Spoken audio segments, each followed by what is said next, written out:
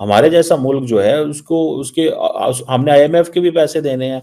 हमारे पास इतना पैसा थोड़ा ही है कि हम आईएमएफ के भी पैसे दें, वर्ल्ड बैंक के भी पैसे दें, बायलैटरल डोनर्स के भी पैसे दें। और सो ये मेरा ख्याल है कि इंडिया ने बोल्ड लीडरशिप शो की है। हिंदुस्तान इस टाइम क्या पावर बन चुका हुआ है कि उसने $300 बिलियन को रिजेक्ट कर दिया। यार क्या बात है। क्योंकि अब हमें पता है कि अब नेशनल सिक्योरिटी रीजंस की वजह से पाकिस्तान को पैसे नहीं मिल रहे। So that is the only reason कि हम जो है वो पैसे कमा सकते हैं। तो इस काबिल ही नहीं है कि किसी से दुश्मनी मोल लें। तो हम तो कहते हैं कि इंडिया हमारा दुश्मन है। कौन कहता? पाकिस्तान आईएमएफ से $3 बिलियन या $5 बिलियन के लिए नाक रगड़ता है अपनी, इवन के उनकी शर्तें भी मानता है। जो सर ये शर्तें नहीं है तो और क्या है? बिजली का रेट कैसे निकलेगा? आईएमएफ कहेगा तो बिजली का रेट निकलेगा। हम जाहिल तरीन कौम है, दुनिया की जाहिल तरीन कौम पाकिस्तानी कौम है, इंक्लूडिंग विद मी। दोस्तों, भारत ने $300 अरब का जो क्लाइमेट डील है ग्लोबल साउथ के लिए एट द COP29 उसको रिजेक्ट कर दिया, लेकिन पाकिस्तान को कोई मसला नहीं है। मोदी ने कहा जी आप बिजनेस में मेरा मुकाबला करो, वो बिजनेस में आगे चले गए हैं, वो तो जंग करने नहीं जाते। हमारी वाम बेवकूफ़ है, वो इमरान खान या नवाज शरीफ ना एक धमकी दे देता है इंडिया को, हम लोग खुश हो जाते हैं। चीमा साहब रो रहे हैं कि हमें वर्ल्ड बैंक के पैसे देने हैं, आईएमएफ के पैसे देने हैं और बायलैटरल डोनर्स के पैसे देने हैं। पैसे नहीं है तो कहां गए? लेते क्यों हो इतना उधार? वहीं भारत ने $300 बिलियन की डील को कैंसिल कर दिया है COP29 में। दोस्तों, इसके ऊपर पूरा पाकिस्तान डिस्कस कर रहा है कि भारत ने इतनी बड़ी डील कैंसिल कर दी है। इसी के ऊपर पूरा पाकिस्तानी रिएक्शन हम एंड तक देखने वाले हैं। भारत ने $300 अरब का जो क्लाइमेट डील है ग्लोबल साउथ के लिए एट द COP29 उसको रिजेक्ट कर दिया, लेकिन पाकिस्तान को कोई मसला नहीं है। हालांकि मेरी स्टडी के मुताबिक पाकिस्तान का जो क्लाइमेट फाइनेंस गैप है that is 348 billion dollar by 2030। Pakistan को अकेले इतना जो है वो पैसा चाहिए। बहरहाल द क्वेश्चन इज कि इंडिया कहता है कि नहीं, हम ये $300 बिलियन की डील जो कि 2035 तक दी जा रही है फॉर द ग्लोबल साउथ, हम इसको रिजेक्ट करते हैं। ये एक यूएन क्लाइमेट कॉन्फ्रेंस जो है जो अभी बाकू अजरबैजान के अंदर हुई है, वहां पे बात हुई है। India is saying this is too little and too distant. एक तो 2035 और $300 अरब। So India is basically asking for $1.3 trillion for the global south. और ये वो कह रहे हैं कि वो हम पिछले कितने सालों से कह रहे हैं कि ये पैसा, कम से कम 3 सालों से इंडिया कह रहा है। पाकिस्तान ये बात क्यों नहीं कर रहा? पाकिस्तान ने इस मसले को क्यों नहीं उस तरह उठाया कि इतना पैसा चाहिए? इंडिया की जो गवर्नमेंट है वो over the period of time, आपको पता है कि ग्लोबल साउथ के हवाले से वो अपनी एक मोनोपोली, हेजमनी, इन्फ्लुएंस अपने आप को प्रोजेक्ट करते हैं कि ग्लोबल साउथ जो है वो हमारे लिए बड़ा जरूरी है। लेकिन इसमें इंटरनेशनल कम्युनिटी जो है वो ये कहती है कि ये $1.3 ट्रिलियन जो है it's a lot of money. अगर इंडिया कहता है कि 1.3 ट्रिलियन, यानी कि इंडिया 1000 अरब डॉलर की बात कर रहा है मजीद, और वो भी 2035 तक जो है वेस्टर्न वर्ल्ड कह रही है। इंडिया कह रहा है नहीं, 1.3 ट्रिलियन 2030 तक चाहिए। अच्छा, पाकिस्तान अकेला इससे बहुत ज्यादा मुतासर हो रहा है। Pakistan itself is getting affected by this environmental challenges के साथ। लेकिन इंडिया ने इस पे ज्यादा खुल खला के बात की है, और मेरा ख्याल है कि यही वजह है कि that gives India a sort of, यही तो चीज करने की जरूरत थी। इंडिया यही तो चीज करके बेसिकली अपने आप को प्रोजेक्ट कर रहा है एज ए ग्लोबल साउथ के लीडर में। जैसे पाकिस्तान बार बार एक बात करता है जी कि we have contributed less than 1% into the global emissions, greenhouse gas emissions में, but we are facing the consequences of that। Glaciers melt हो रहे हैं, बारिशें हो जाती हैं, so on so दुनिया में अब जहां पे भी बारिशें होती हैं, इस तरह की चीजें होती है, पाकिस्तान फटाफट बोल पड़ता है just to tell them that how much we are getting affected, और ये कितना हमें अफेक्ट करती हैं। क्योंकि अब हमें पता है कि अब नेशनल सिक्योरिटी रीजंस की वजह से पाकिस्तान को पैसे नहीं मिल रहे। So that is the only reason कि हम जो है वो पैसे कमा सकते हैं।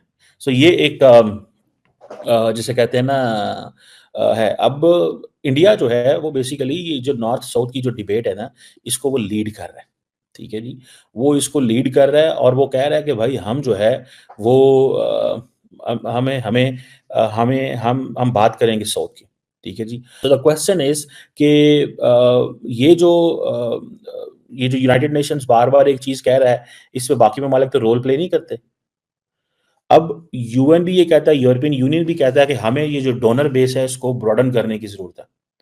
और इसमें जो अमीर मुल्क हैं जैसे सऊदी अरेबिया है, चाइना है या बाकी जो अरब वर्ल्ड है जो पैसे ज़्यादा हैं, एंड पर्टिकुलरली चाइना जो है दुनिया का सेकंड बिगेस्ट इकोनॉमी है एंड टॉप एमिटर है ग्रीन हाउस गैस का, और वो कोई इतना लंबा चौड़ा कंट्रीब्यूट भी नहीं कर रहा इस चीज़ में।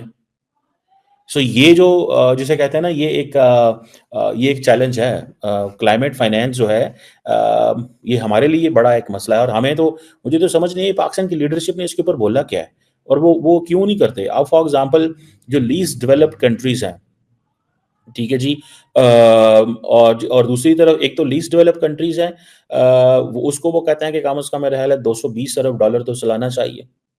$1 ट्रिलियन की शॉर्टेज है भाई, $1 trillion. Who will give that $1 trillion? अच्छा, आज जैसे उधर चले जाए आप यूक्रेन में, $100 अरब ऐसे फेंकेंगे अमेरिकन और बाकी जितनी पावर्स हैं, but when it will come to humanity in terms of this, कोई भी पैसा नहीं डालेगा। वो कहेंगे ये हमारे नेशनल इंटरेस्ट को सूट ही नहीं करता। अब हमारे जैसे मुल्क जो हैं उनके जो नेशनल डेट्स हैं वो बहुत ऊपर चले गए हैं। इवन की वैसे तो अमेरिका का भी नेशनल डेट बहुत ऊपर चला गया, लेकिन अमेरिका इकॉनमी बहुत बड़ी है, उनको फर्क ही कोई नहीं पड़ता। हमारे जैसा मुल्क जो है उसके हमने आईएमएफ के भी पैसे देने हैं, हमारे पास इतना पैसा थोड़ा ही है कि हम आईएमएफ के भी पैसे दें, वर्ल्ड बैंक के भी पैसे दें, बायलैटरल डोनर्स के भी पैसे दें। और सो ये मेरा ख्याल है कि इंडिया ने बोल्ड लीडरशिप शो की है, and they have asked let's call spade a spade, give it the money. उन्होंने कहा पैसा दो, इतने पैसे रखो, because you have been contributing in the green house gas emissions में, आप कंट्रीब्यूट कर रहे हैं। अभी डेवलपिंग वर्ल्ड तो अभी तो हमने तो फैक्ट्रियां लगानी शुरू की हैं। अब देखें ये एक बड़ी लड़ाई है। ये जो हम स्मॉग की बात करते हैं ना, अभी जैसे फॉर एग्जांपल लाहौर में या बाकी जगहों पे आप चले जाएं तो जो हम स्मॉग कर रहे होते हैं, ये बेसिकली क्या है स्मॉग? ये यही है ना कि हम basically we are unable to transform our way of life, our industries, our businesses, our corporations, इनको उसमें वो जैसे कहते हैं जो ग्रीन हाउस एमिशंस वो कर रही हैं, हम उनको कंट्रोल करने में नाकाम है। इस तरीके से हमें $300 बिलियन आपके नहीं चाहिए। हाँ। अब मैं आपको मेन मुद्दे के ऊपर लेके आता हूँ। $300 बिलियन होते हैं। एक दफा ऐसा सोचा जाए, $300 बिलियन। चले आपको $300 बिलियन के बारे में बताता हूँ। पाकिस्तान IMF से $3 बिलियन या $5 बिलियन के लिए नाक रगड़ता है अपनी, इवन के उनकी शर्तें भी मानता है। साहब ये शर्तें नहीं है तो और क्या है? बिजली का रेट कैसे निकलेगा? IMF कहेगा तो बिजली का रेट निकलेगा। गैस का रेट कैसे निकलेगा? IMF से निकलेगा।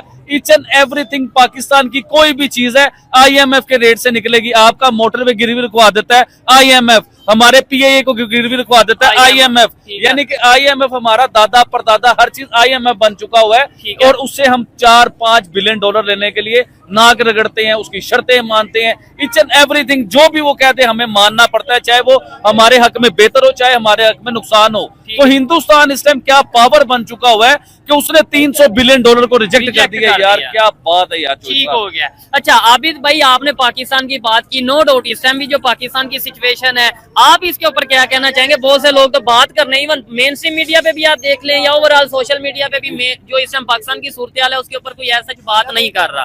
क्या कहना चाहेंगे? कोई बात करे ना करे, हम लोग तो मौजूद है भाई बात करने के लिए, और हमने तो सच बताना है, हमने कर देनी है बात। इस टाइम पूरा पाकिस्तान बंद है भाईजान। आप इधर से इस्लामाबाद नहीं जा सकते, आप इधर से कराची नहीं जा सकते, इवन के आपको अपने घर इमरजेंसी में जाना पड़ जाए ना गुजरावाला, तो आप गुजरावाला नहीं पहुंच सकते हैं।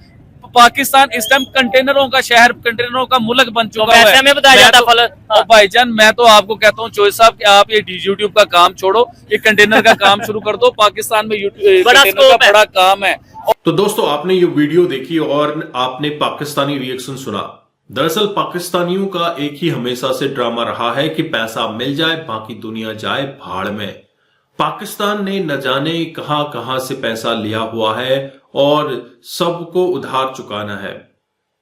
पैसा इतना लिया हुआ है कि पहले वाले को देने के लिए दूसरे से लोन लेना पड़ता है, दूसरे वाले का पैसा चुकाने के लिए तीसरे से लोन लेना पड़ता है, और ये कंटिन्यूअस साइकिल चलता रहता है। तो पाकिस्तान का तो वारे न्यारे हो गए हैं। दरअसल ये वारे न्यारे उनके हुए हैं जिन्होंने ये पैसे कब्जा लिए हैं। पाकिस्तान की सियासत या एस्टेब्लिशमेंट के लोग ही इन पैसों का झोलझाल करते हैं और जनता तक पहुंचने नहीं देते। जनता परेशान है। जनता बिजली के बिलों को, पानी के बिलों को, गैस के बिलों को लेकर इतनी परेशान है कि कई जगहों से खबर आ रही है कि वह आत्महत्या कर रही है। इस तरह का स्टेप उठाने को मजबूर हो चुके हैं लोग। और खबर यह भी आ रही है कि कई ऐसी अवाम है जो सिर्फ एक टाइम खाना खा रही है, क्योंकि उनके पास बिजली के बिल को देने के लिए या फिर गैस के बिल को देने के लिए भी पैसे प्रॉपर नहीं हो पा रहे हैं। कहां बच्चों की एजुकेशन? पाकिस्तान में लगभग 5 से 6 करोड़ बच्चा जो स्कूल नहीं जाता, इनकी तादाद हर दिन बढ़ती जा रही है। तो वहां से क्या प्रोड्यूस होगा? आप देख रहे हैं भारत में आए दिन नए नए रिकॉर्ड बन रहे हैं। भारत के बच्चे ऐसे रिकॉर्ड्स बना रहे हैं जिससे भारत का सीना चौड़ा हो जाता है। वहीं पाकिस्तान के बच्चे करेंगे क्या? मदरसे में जाएंगे, मुल्ला मौलवी इनके लिए एक अलग सा पैटर्न बना के रखे हैं, जो कि इनको भारत के खिलाफ उकसाना है, काफिरों के खिलाफ उकसाना है, यहूदियों के खिलाफ उकसाना है। और यही दिमाग इनके ऊपर चलता रहेगा और ये पाकिस्तान को एक टेरर स्टेट बना देंगे। हालांकि पाकिस्तान को टेरर स्टेट कहा जाता है और पाकिस्तान का काम यही है, पाकिस्तान का बिजनेस यही है।